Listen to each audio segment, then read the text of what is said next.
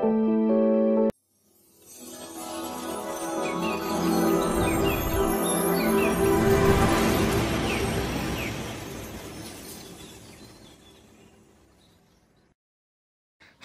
Liệu xin chào bạn. Chào mừng bạn đến với kênh Móc Len của Dương Liệu Handmade. Video này Liệu sẽ hướng dẫn bạn móc một mẫu túi điện thoại rất là cưng, hình chú cá hề rất đáng yêu. Thì để chuẩn bị móc mẫu này, các bạn sẽ chuẩn bị cho mình những dụng cụ và nguyên liệu như sau. Về phần len, các bạn sẽ chọn cho mình 4 tông màu nha.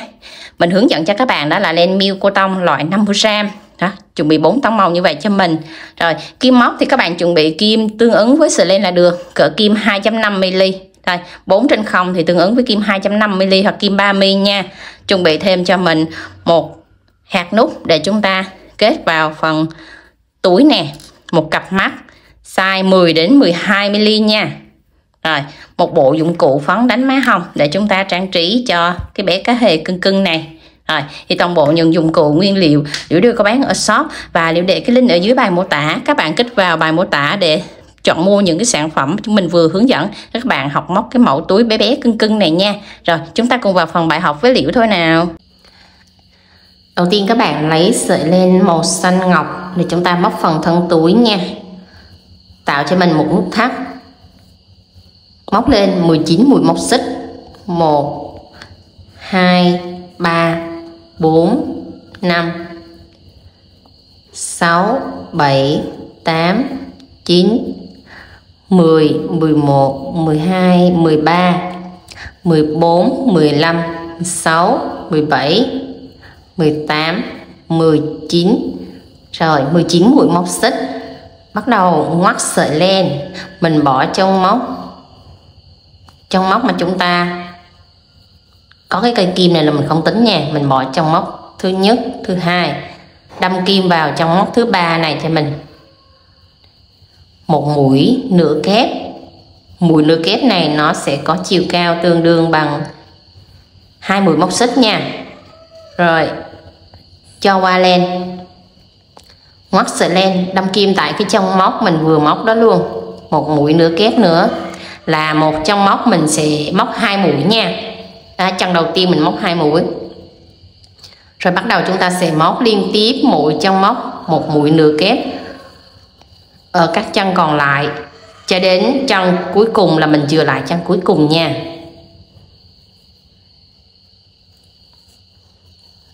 Các bạn sẽ móc đều liên tiếp cho mình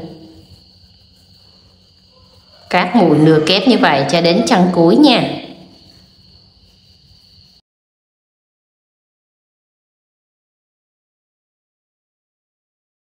Chân cuối cùng này các bạn sẽ móc vào đây cho mình là 4 mũi kép vào chung một chân móc nha. Một mũi kép, mũi kép thứ hai, đẩy cái sợi len này qua phía bên này để cái lỗ của mình nó không có bị rộng nha. Đó. Toàn bộ các bạn đều móc mũi nửa kép hết nha.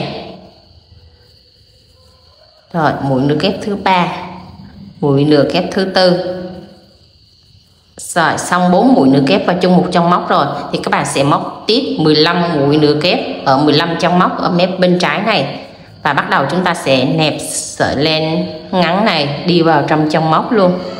Đó, khi mà mình đẩy cái sợi len nó qua lúc mình móc này là cái lỗ của mình nó không có bị rộng ở phần này các bạn nha. Rồi các bạn sẽ móc liên tiếp cho mình 15 mũi nửa kép ở 15 chân móc như vậy cho đến chân cuối cùng các bạn chừa lại nha.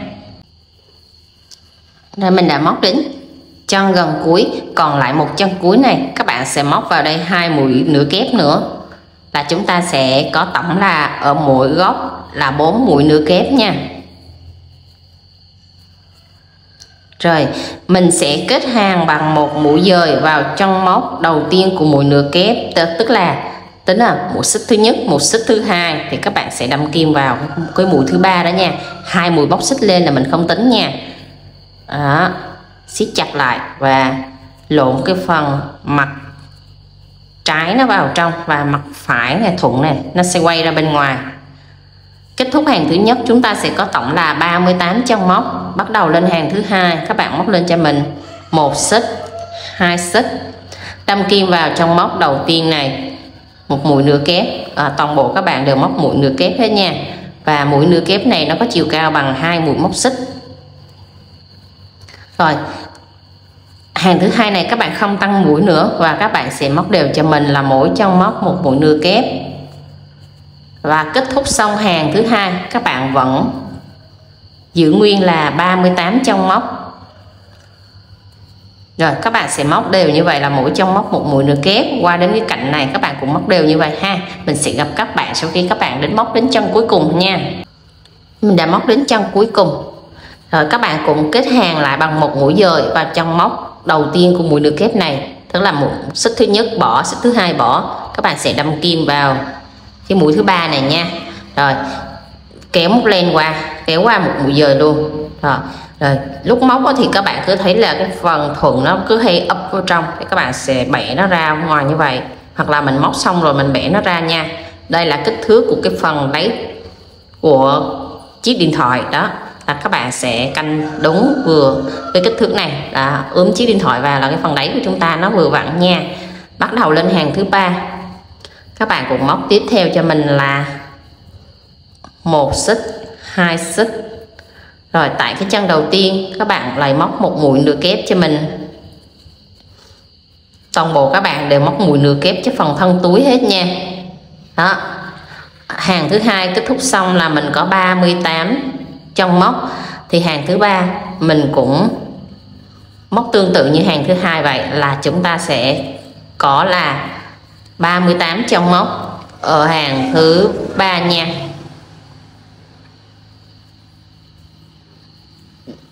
Rồi các bạn móc đến chân cuối cho mình như vậy nhé. Rồi mình đã xong hàng thứ ba, và chúng ta cũng kết hàng lại bằng một mũi dời vào vị trí là chân thứ nhất bỏ, chân thứ hai bỏ. Mình sẽ đâm kim vào đỉnh đầu của mũi nửa kép này các bạn nha. Đó, các bạn xác định đúng vị trí là các bạn sẽ móc đúng cái mũi dời vào cho mình nè. Đây, kết thúc xong hàng thứ ba thì chúng ta cũng có tổng là 38 chân móc. Rồi các bạn sẽ móc tương tự như vậy cho đến hàng móc thứ 7. Ở đây là chúng ta có hàng 1, hàng 2, hàng 3. Các bạn sẽ móc thêm 4 hàng nữa là mình sẽ có tổng là 7 hàng móc, thì mỗi hàng móc đều là 38 chân móc nha. Đến hàng móc thứ 7 mình sẽ hướng dẫn các bạn để chia cái phần miệng của chiếc túi ha. Rồi các bạn cứ móc tương tự như vậy lên 2 mũi móc xích, rồi các bạn sẽ móc tiếp thêm 4 hàng nữa, nhưng mình gặp lại các bạn ở hàng thứ 7 nha. Kết thúc xong hàng thứ 7, các bạn được khoảng 1/3 thân túi rồi, thì mình bắt đầu sẽ chia cái phần miệng của chiếc túi nha. Bắt đầu chúng ta cùng móc tương tự ở các hàng là lên 2 mũi móc xích, và móc đều cho mình là mỗi chân móc là một mũi nửa kép nha. Các bạn sẽ móc nó áng chừng đến khoảng là tầm qua khoảng giữa hay từ từ mình sẽ áng chừng cho các bạn để mình chia cái phần miệng nha. Rồi các bạn sẽ cắt cho mình là ở chính giữa này là 15 mũi nha. Ở 15 mũi để chúng ta chia phần miệng đây. 2, 4, 6, 8, 10, 12, 14, 15.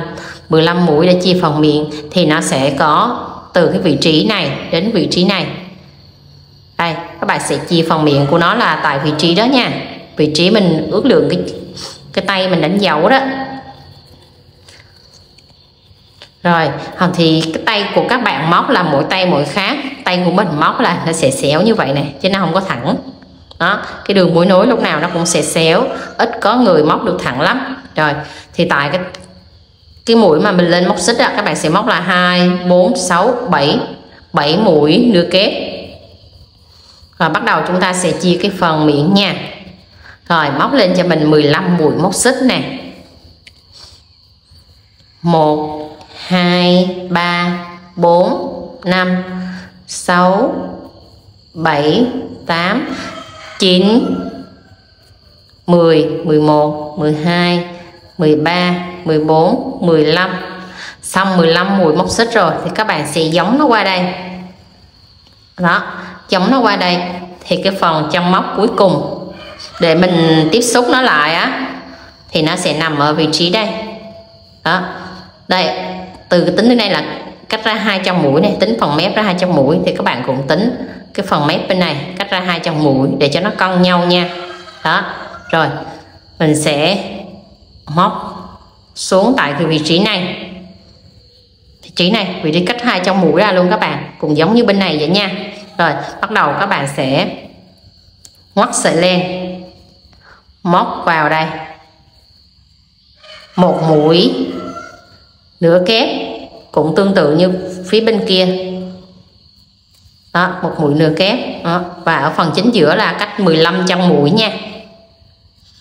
Rồi và các bạn sẽ móc tiếp theo cho mình còn lại các chân còn lại, mỗi chân móc cũng một mũi nửa kép cho đến chân cuối cùng nha.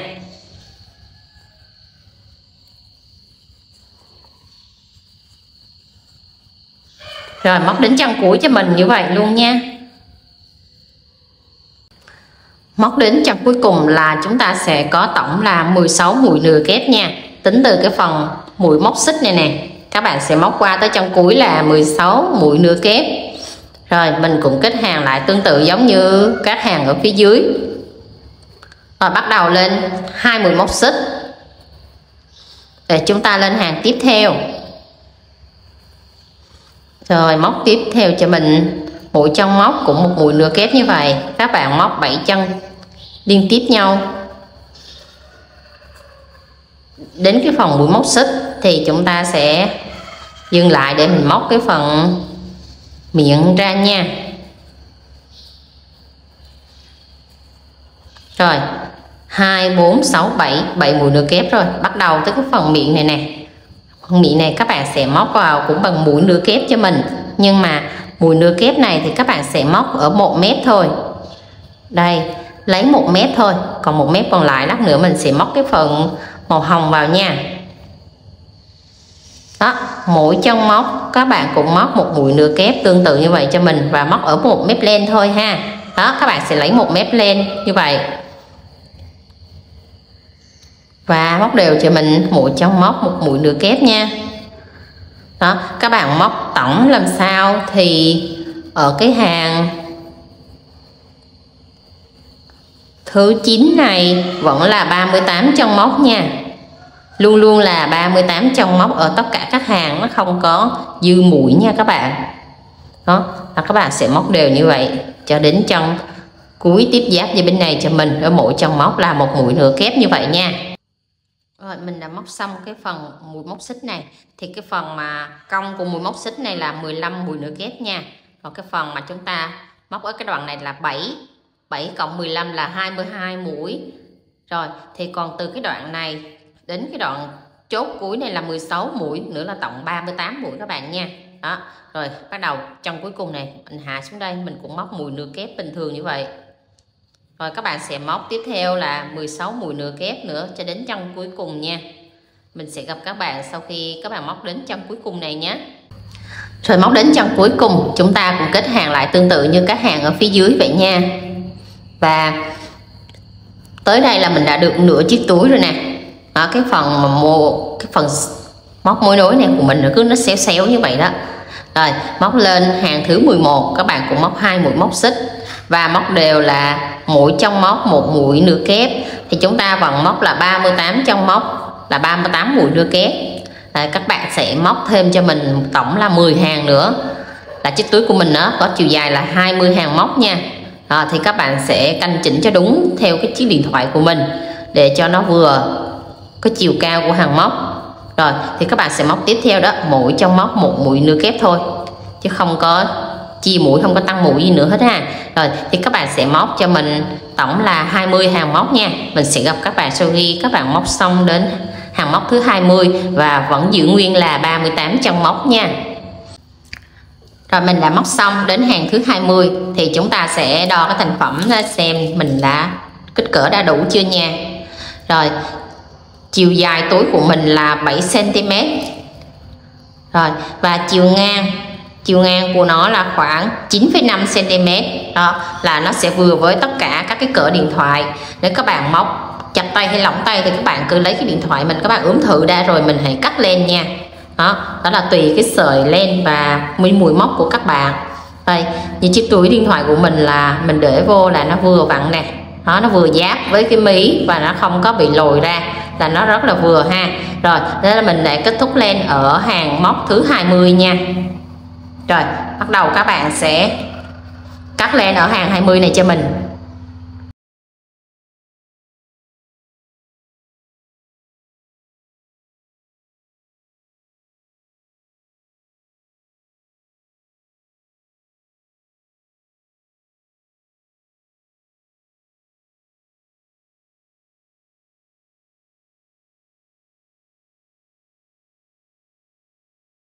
Bắt đầu các bạn sẽ móc sợi dây nha, và chừa cho mình một cái đoạn đầu tiên khi mà mình móc á, chừa một đoạn này để chúng ta sẽ khâu vào phần túi, rồi tạo cho mình một nút thắt.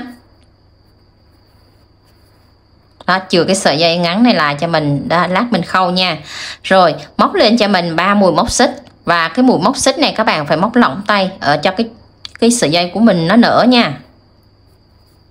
Đó, sợi dây nó nở thì cái túi nó sẽ cân đối với cái sợi dây. Rồi 3 mũi móc xích.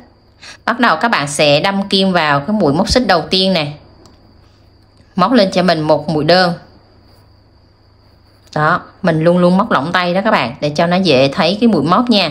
Xong một mũi đơn rồi, các bạn sẽ xoay cái phần len mình vừa móc lại nè, nó đang bên thuận như vậy, các bạn sẽ xoay lại như vậy, xoay lại đây thì các bạn sẽ thấy nó cộm lên rất nhiều sợi len. Rồi ở đây nó có 2 sợi len cộm lên nè, một sợi len chỗ đây và 2 sợi len ở cuối nữa nè, thì các bạn sẽ cho kim vào 2 sợi len ở cuối này cho mình nha. Đó, cho kim vào 2 sợi len ở phần cuối cùng này, móc vào cho mình một mũi đơn. Đó, trên kim có 2 sợi len, các bạn sẽ qua luôn 2 sợi len đó, hoặc là một mũi đơn nha, và phải móc lỏng tay. Xong rồi các bạn sẽ xoay tiếp. Nó đang vị trí đang như này ha, các bạn xoay tiếp vào đây, xoay cái kim vào đây, đây, xoay cái kim lại và xoay cái phần len lại, nó sẽ hiện lên 2 mép len, nó đang hiện lên như vậy đó các bạn. 2 mép len đó thì các bạn sẽ móc kim vào 2 mép len đó. Rồi quay phần len lại tiếp, trên kim có 2 vòng len, các bạn sẽ móc qua cho mình. Đó là chúng ta móc xong. Tiếp tục các bạn sẽ nhìn nè, quay cái kim nè, quay cái kim lại, các bạn sẽ thấy nè, 2 sợi len nó lại cộm lên. Luôn luôn mình phải cho kim vào 2 sợi len nha, cộm lên như vậy. Đó, ngoắt vào 2 sợi len đó, và trên kim có 2 sợi len, các bạn sẽ móc qua một mũi đơn. Rồi các bạn cứ móc xong rồi quay cái kim lại, các bạn sẽ thấy 2 sợi len nó hiện sẵn lên như vậy, móc qua một mũi đơn, rồi lại quay cái kim lại. Luôn luôn 2 sợi len nó đều hiện rõ cho mình dễ thấy, và mình móc cái mũi này nó phải lỏng tay thì 2 cái sợi len đó nó mới hiện lên cho mình dễ thấy được. Đó, rồi mình móc nhanh cho bạn hình dung nè.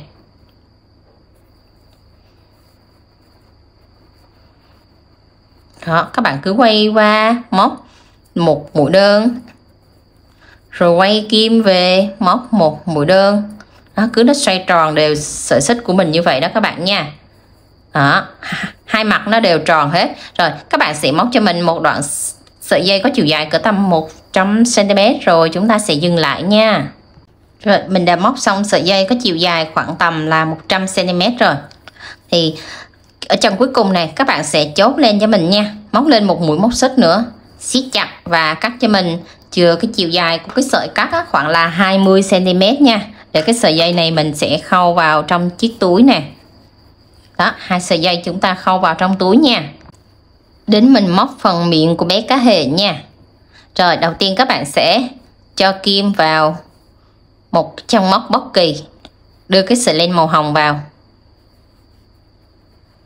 rồi móc lên cho mình bằng mũi đơn và kẹp cái sợi len màu hồng ngắn này đi vào trong chân móc luôn nha. Móc lên một mũi đơn, rồi móc lên một mũi xích sorry các bạn. Rồi tại cái chân móc mà chúng ta móc mũi xích đó, các bạn sẽ móc vào đây một mũi đơn. Rồi mỗi chân móc nó hiện sẵn ra như vậy thì các bạn sẽ móc đều là mỗi chân móc một mũi đơn hết cho mình nha. Đó, và nẹp luôn cái sợi len ngắn này đi vào trong mũi móc. Rồi các bạn sẽ móc đều như vậy hết cho mình. Đó, mỗi chân móc một mũi đơn hết cho đến cái chân vòng cuối ở bên cái mép miệng này ha.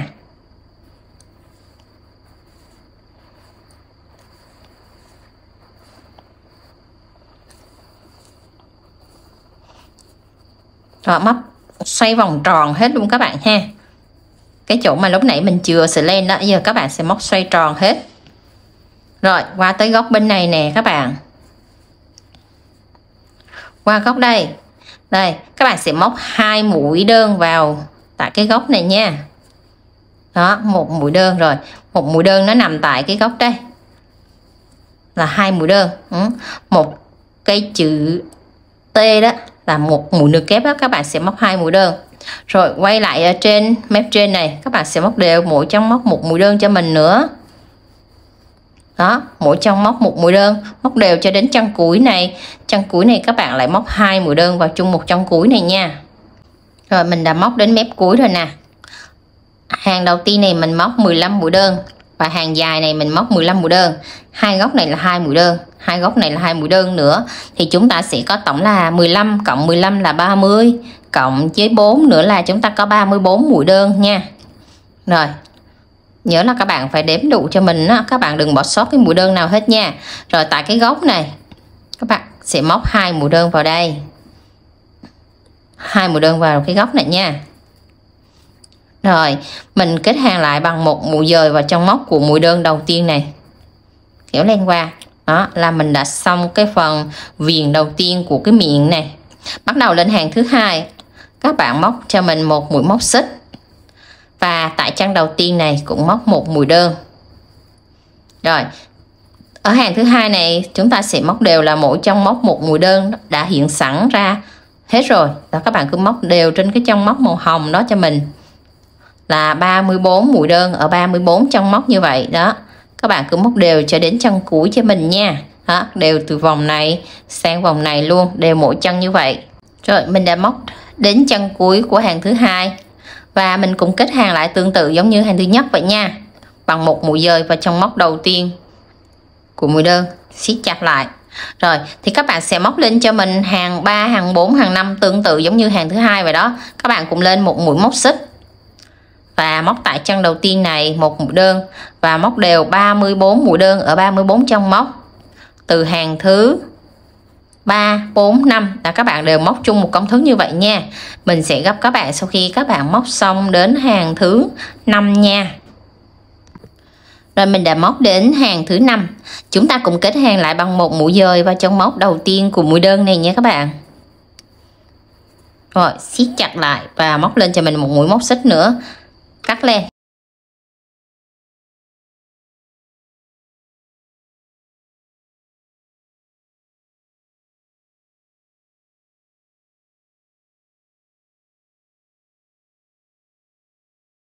Ha. Rồi chuẩn bị cho mình sợi len màu trắng nè để mình móc phần con mắt nha. Rồi để chiếc túi ra, tạo cho mình một vòng tròn mã thuật. Dùng cái kim đầu lớn này các bạn móc cho mình lên 1 mũi móc xích nha.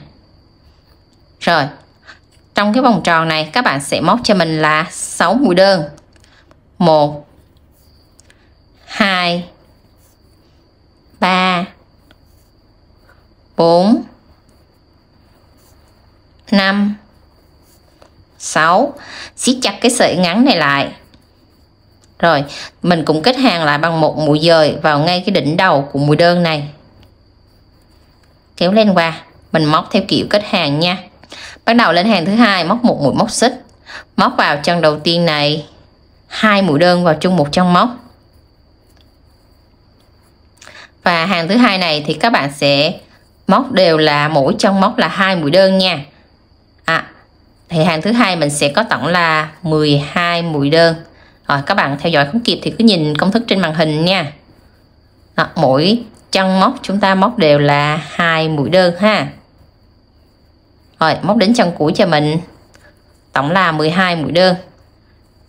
Rồi chúng ta cũng kết hàng lại tương tự giống như hàng thứ nhất. Toàn bộ mình đều kết hàng lại bằng 1 mũi dời vào trong móc của đỉnh đầu mũi đơn đầu tiên nha. Rồi xong 6 chân móc, chúng ta kết hàng để lên hàng thứ 3. Lên hàng thứ 3 các bạn móc lên cho mình 1 mũi móc xích nè. Chân đầu tiên các bạn móc 1 mũi đơn. Chân thứ hai 2 mũi đơn vào chung một chân móc. Đó, hàng thứ ba các bạn sẽ lặp lại công thức là 1 2 1 2, một chân 1 một chân 2 như vậy cho đến chân cuối cùng nha. Rồi mình đã móc đến chân cuối cùng rồi. Chúng ta kết hàng lại bằng một mũi dời. Kết thúc hàng thứ ba chúng ta sẽ có tổng là 18 chân móc nha. Rồi mình sẽ cắt len, siết cái sợi len và đẩy sợi len mình vừa cắt đó xuống tại cái chân móc đó luôn, đẩy nó xuống phía dưới nha. Rồi mình cắt len cho nó ngắn lại để mình trang trí cho nó dễ nè. Các bạn sẽ chuẩn bị cho mình 2 con mắt cùng chung một công thức như vậy nha, cùng chung một công thức, cùng chung một kích thước như vậy để chúng ta sẽ bắt đầu trang trí. Rồi các bạn sẽ canh vị trí mắt nó ở chính giữa nha, từ cái đoạn này trên này xuống cái đoạn còn miệng này thì mắt nó nằm ở giữa nè, cách 1 hàng móc, 2 hàng móc, 3 hàng móc. Rồi các bạn sẽ ướm vị trí đó, rồi chúng ta sẽ dán trang trí mắt vào ngay vị trí mình vừa hướng dẫn đó nha. Mình sẽ dán một phần mắt, rồi các bạn sẽ dán cái phần còn lại nha. Rồi cách ra 3 hàng móc tại vị trí mình đặt đó, các bạn sẽ định hình vào đó. Rồi cái phần tròng nè, cái phần tròng mắt nè, các bạn sẽ cho sát nó vào tại vị trí 2 hốc mắt, nó phải ở gần nhau vậy nha. Đó, 2 hốc mắt nó ở sát nhau. Rồi các bạn sẽ dán vị trí một phần mắt y chang như vậy nữa nha.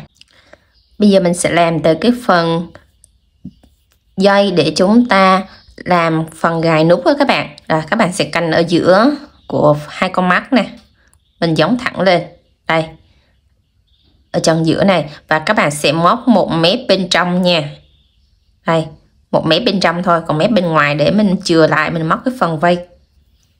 Rồi ngoắt sợi len vào, móc lên cho mình 10 mũi móc xích nha. 1 2 3 4 5 6 7 8 9 10. Rồi cua lại tại cái chân móc đó luôn các bạn, tại chân móc 1 mét đó luôn ha. Móc vào đây cho mình một mũi dời. Đó là mình đã tạo xong cái phần gài nút nha.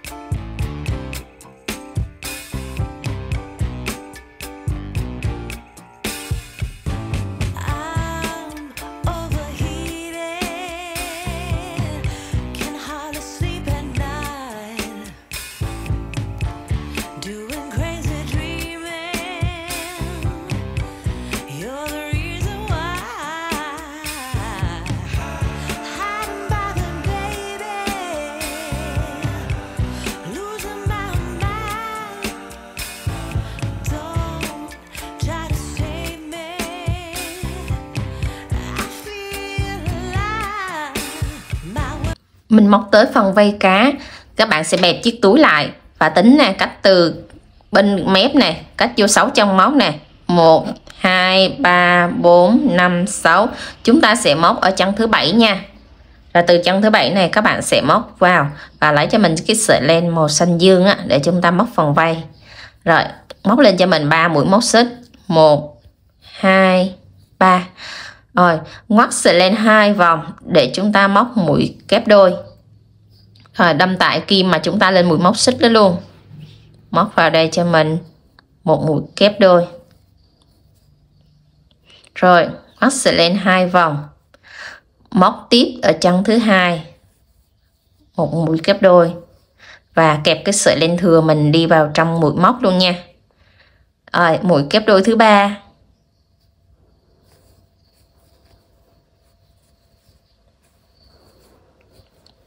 mũi kép đôi thứ 4,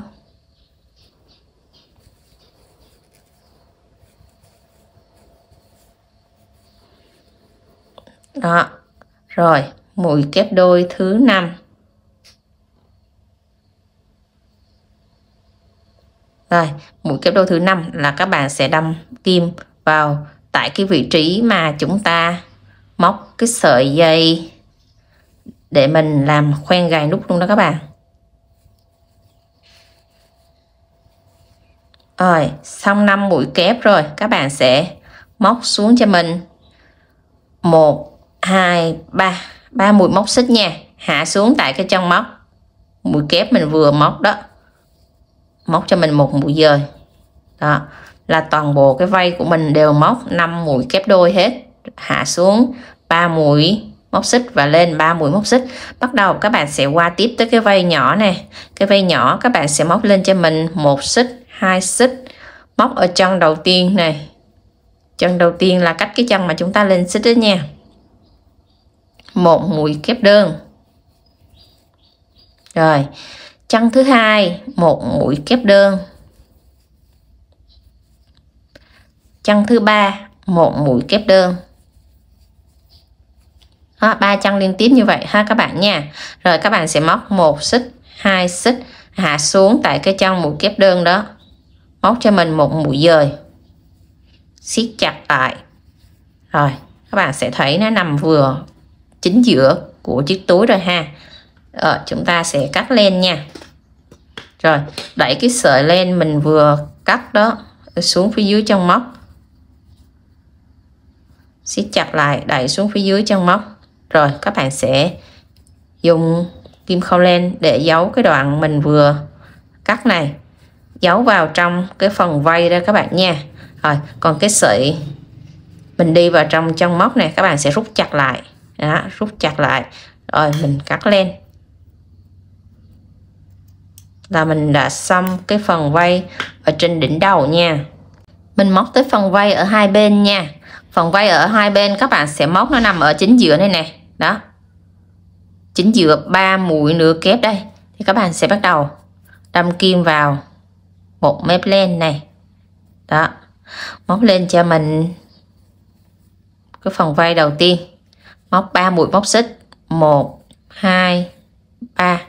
Rồi đâm kim vào tại cái chân móc mình vừa móc mũi móc xích đó, móc cho mình một mũi kép và chiều cao của mũi kép bằng với 3 mũi móc xích nha. Rồi đến chân thứ hai. Chân thứ hai các bạn sẽ đâm tiếp vào mép này. Đó, nó không có hiện chân móc nhưng mà các bạn sẽ đâm kim tiếp theo vào đó là được nha. Đó, trong 3 mũi nửa kép đó thì các bạn sẽ tản đều ra cho 5 mũi kép là được đó. 3 mũi nửa kép của phần thân túi các bạn sẽ chia ra làm 5 mũi kép ở 5 cụm nha.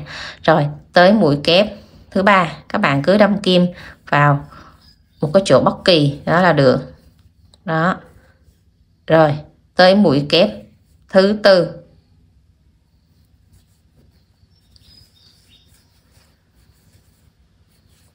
Mũi kép thứ 5.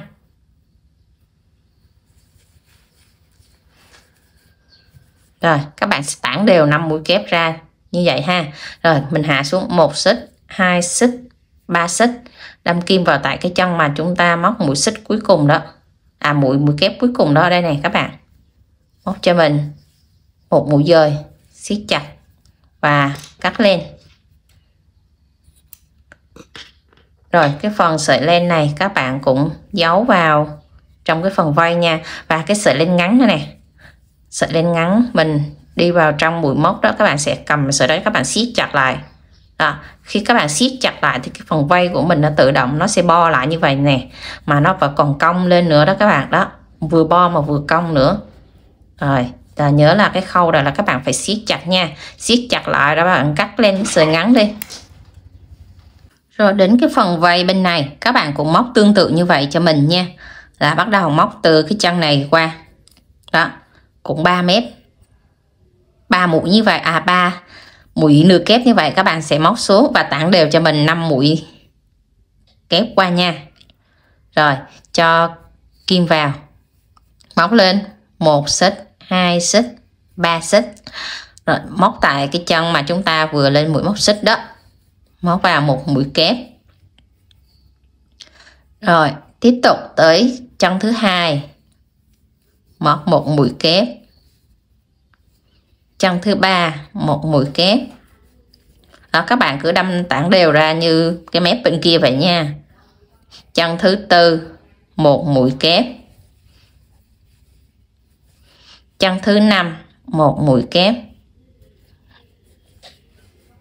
Đó, các bạn sẽ canh ra cho mình cái chân móc nó nằm cứ tản ra như vậy nha. Tại vì đây nó không có hiện chân móc ra rõ giống như cái mũi đơn, cho nên là mình sẽ đâm linh hoạt kim móc vào trong chân móc như vậy nha. Xong rồi các bạn sẽ hạ xuống cho mình 3 mũi móc xích, rồi đâm kim vào tại cái chân móc cuối cùng này, móc cho mình một mũi dời, siết chặt và cắt lên. Cũng tương tự như bên kia, các bạn cũng dùng kim khâu len và giấu cái đoạn chỉ thừa này cho mình nha. Và cái sợi ngắn này các bạn siết chặt đó, khi siết chặt lại là cái phần vây của mình tự động nó túm lại và nó sẽ bò lên như vậy đó ha. Rồi các bạn giấu hết len toàn bộ cho mình của 3 phần vây này, rồi mình sẽ gặp các bạn sau khi các bạn đã giấu phần len thừa xong nha. Rồi bắt đầu mình sẽ dùng kim khâu len để mình khâu cái sợi dây nó vào trong thân túi này, và mình trang trí phần má hồng nữa là xong nha. Rồi mình hướng dẫn các bạn trang trí phần má hồng trước, rồi mình sẽ gắn sợi dây sau nha. Phần má hồng nó sẽ nằm tại vị trí là giữa phần vai và phần miệng như này. Thì mình sẽ làm mẫu cho bạn một cái trước cho các bạn xem nè. Đây, phần má hồng chúng ta sẽ đánh rộng ra. Tại vì cái túi của mình nó lớn á, cho nên cái phần má hồng các bạn cứ đánh tản đều và rộng ra như vậy là được nha. Rồi các bạn sẽ đánh một bên đối diện như vậy nữa cho mình, cũng tương tự như vậy ha. Rồi chúng ta sẽ khâu phần sợi dây vào trong thân túi nha. Các bạn sẽ cho nó vào bên trong này và khâu xuống ở mép thứ hai. Các bạn sẽ canh này và cho kim xuống ở mép thứ hai này, để cái điểm tiếp xúc của mình nó sẽ nhiều ở cái phần sợi dây đeo của mình, đeo nó không có bị giãn nhiều nha. Đó, từ cái vị trí ở chân thứ hai này các bạn sẽ khâu dính từ hàng thứ hai này, các bạn khâu lên đó, các phải như vậy đó thì nó mới chắc được cái chiếc túi của mình nha. Rồi các bạn sẽ khâu đẩy lên tiếp lên tới trên, rồi khâu qua khâu lại đó, để cho nó có nhiều cái điểm tiếp xúc của mình nó dài ra, và cái sợi dây của mình đeo nó mới chắc chắn. Rồi các bạn sẽ khâu hai bên cũng tương tự như vậy nha. Đó, nó dài ra bên trong nha, là các bạn sẽ khâu đều từ cái chân ở phía dưới đó, các bạn khâu lên nó phải 2 hàng móc của mũi nửa kép đó các bạn, thì nó mới chắc chiếc túi của mình nha. Thì mình đeo điện thoại thời gian nó nặng thì nó cũng sẽ bị giãn, cho nên là các bạn phải khâu thật là chắc vào.